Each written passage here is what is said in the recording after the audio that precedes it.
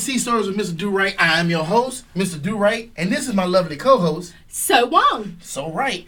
And today, the title of our show is, if I can remember, Preception. Ooh, that is correct. That's a I good remembered. word. Yeah. That's a good word. You know what? I learned that word from Sesame Street.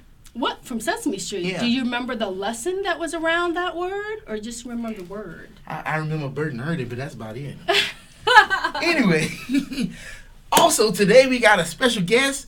Who is our special guest today?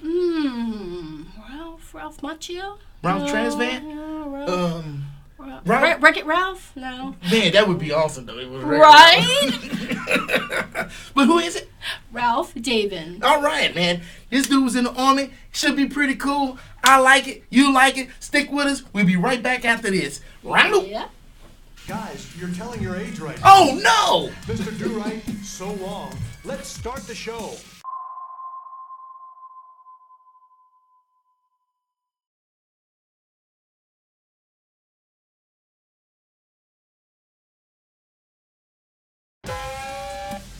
This is Sea Stories with your host, Mr. Durite, and the lovely So Wong. If you're a vet, about to be a vet, or thinking of becoming a vet, this is the show for you.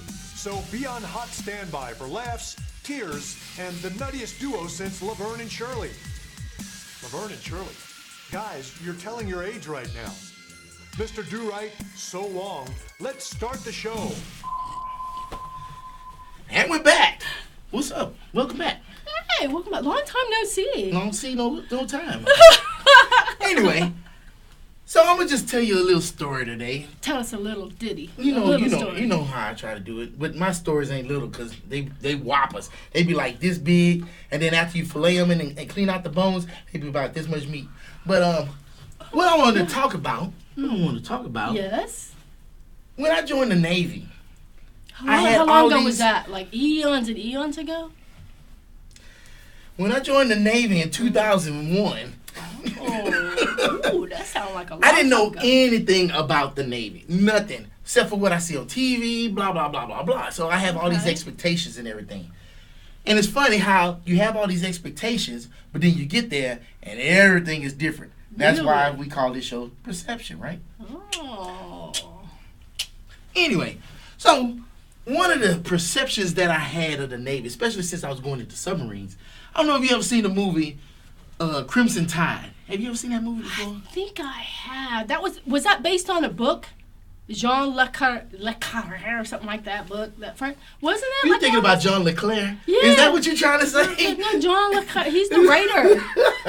See, John Leclerc was our guest. Why you always be making fun of me in front of everybody here? Oh, I don't know who wrote the book. I don't know, but I know who's in the movie. And it had Okay. Denzel Washington in it. Denzel, And it okay. had Kevin Spacey in it. No, not Who? Kevin Spacey. Who? What was his name? Oh, somebody will tell me. Somebody tell me I'm jacked up. But it had that guy in it. And he had the little dog. And let me tell you, that movie was all wrong. But watching that movie, I was like, man, I know everything about submarines. Boy, I'm going to tear it up when I get to the submarine. And I got to the boat, and it was like, they like, What? you must have saw Crimson Tide, huh? I'm like, yep. They Like, said boy, that. Yeah. Because everybody comes in thinking it's going to be a Crimson Tide Yeah. experience. And it's not. Or Search for Red October. You remember that movie? Yes, I It's do. funny how everybody remember that. That damn one movie. got to be the one based on the book. Yeah, but that was a Clancy, Tom Clancy. Clancy, that's what I'm thinking movie. of. And that's a Okay. Jack Ryan. I don't know if you know who Jack Ryan is. Since they had a movie called Jack Ryan, and then Some of Our Fears had Jack Ryan in it. Patriot Games had Jack Ryan in it. Wow, And do you think somebody's a Jack Ryan fan? No, I just watch Maybe? movies. Y'all know I watch movies. You know I was the movie PO. Quit playing. Don't you? The movie P.O.? Hey, you want to hear something funny? She's my co-host, but don't watch none of my damn videos. How do you think that make me feel?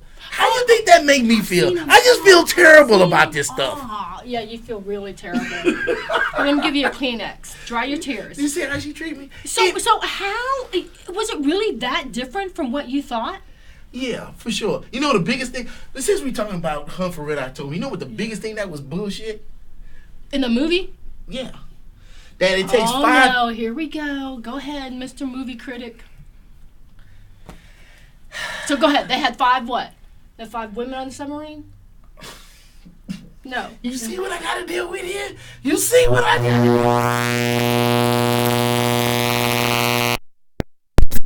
There's no way that's possible. It takes a lot more. What? Oh, you can. Wait a minute. Where you work at? How many people they got working there? Oh yeah, a lot. You think 5 people can run it? No. Exactly. So why do Hollywood think only 5 people can run a damn submarine? That don't even make no damn sense. Because maybe those were the 5 best actors they wanted in the film. That's probably why. Yeah, well, my joke was funnier than his, by the way. Look, if you think her joke was funnier, put hashtag that shit was funny. If you think my jokes are funnier, put hashtag her shit ain't funny. All right. Anyway, can I finish my story? Yes, please. Okay. Right. What was your perception? Are you talking about what you thought? So, like, one of my perceptions was that everybody was always sitting at attention at parade rest. And I know you don't know parade rest. But when you at parade rest, you got your arms behind your back and you're sitting up there like this, and you're just stone faced, just like, and I'm like, man, that's some intense shit. This is gonna be crazy. When I go to the military, I don't know if I'm ready for this. Intense, right? And then I get to the military, and it's more like, yeah, dog, what's going on? Yeah, just put your stuff over there. Ain't no big deal. And I'm like, what? Where's the attention on that shit? Where's everybody just all prim and proper and stuff? What happened? You know, you see people on the movies and stuff, like, sir, yes, sir, I'll get to it right, and blah, blah, blah. You're like, oh, man, I don't know if I'm ready for this. This is too strict. My mama didn't whip me enough.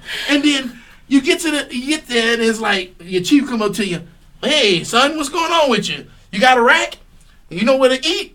You know where the toilet's at? All right, you're good to go. See you later. And it's like, is that it? Wow. That's all I need to know? So it wasn't as scary one. It wasn't as scary as you thought. Well, intimidating? Not so much scary or intimidating. Yeah. I was actually going because I wanted the structure. I was looking for it. I wanted that discipline. Wait a minute. You knew you wanted that structure. Yeah. You know why? How old were you? Now you want me to tell my age.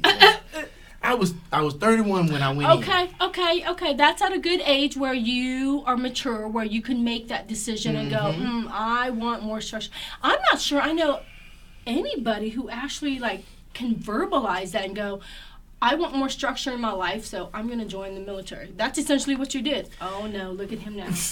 But you know why? You know the real reason why? Because you think it is some noble reason or some shit like that. It wasn't nothing noble.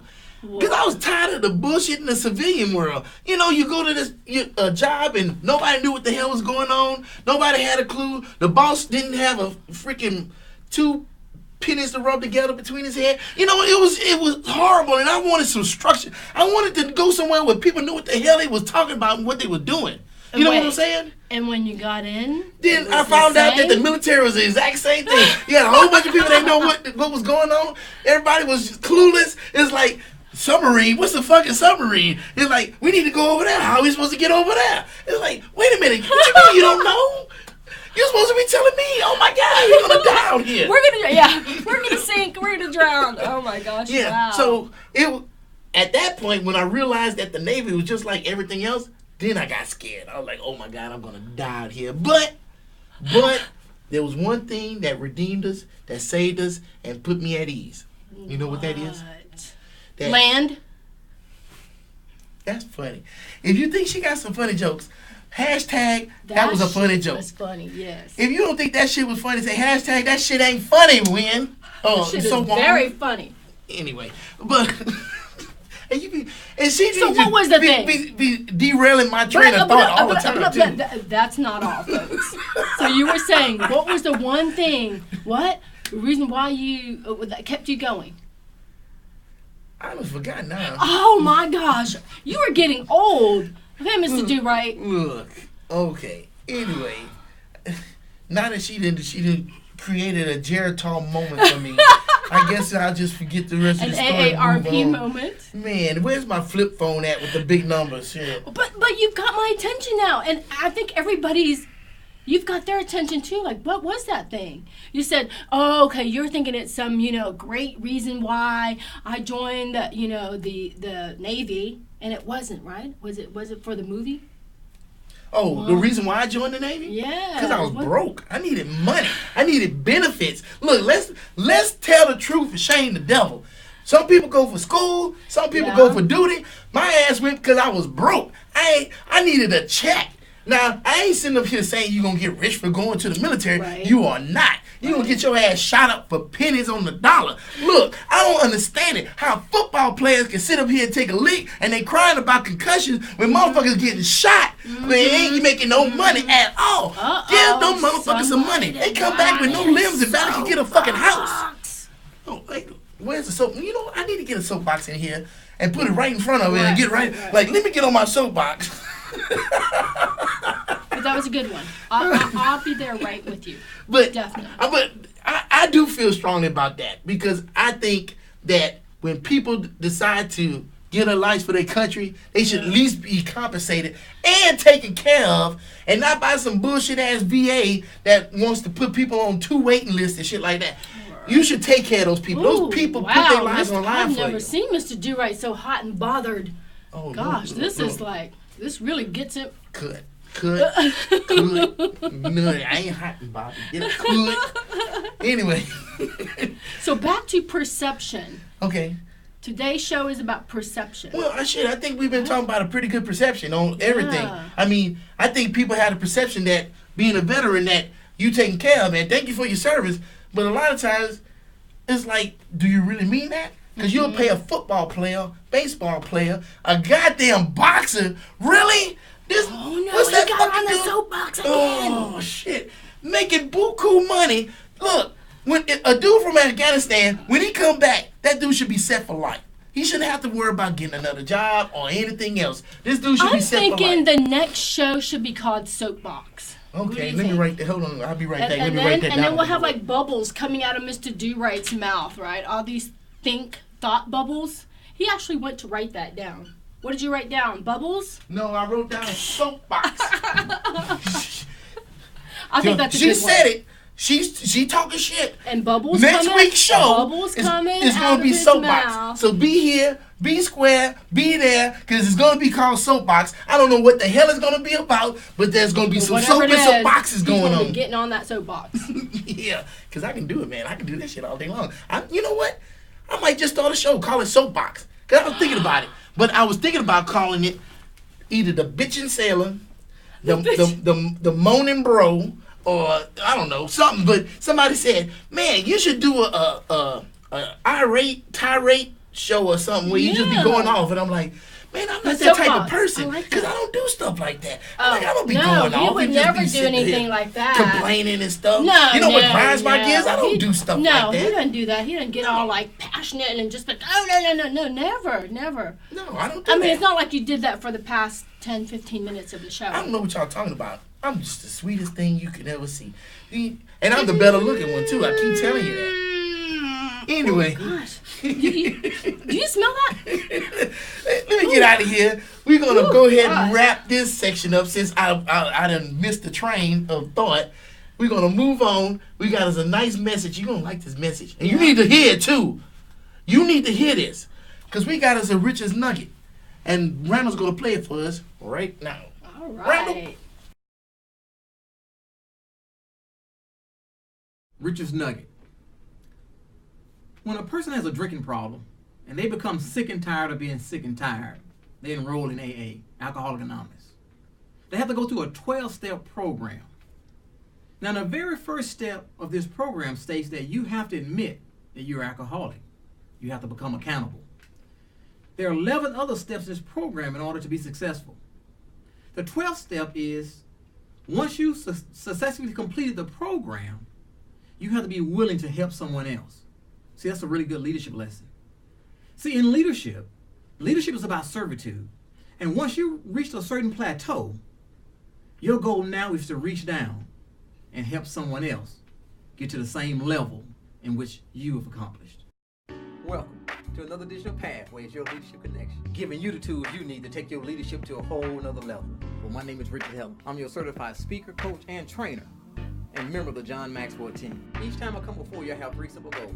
I want to encourage you, I want to empower you, and I always hope to enlighten you. Today we're going to talk about another one of my favorite topics, how to be successful in your organization. The 5 levels of leadership from Mr. John Maxwell. Power of serving. The leadership role of the man in the marriage. Whether you're married or whether you're single, this might be worth listening to.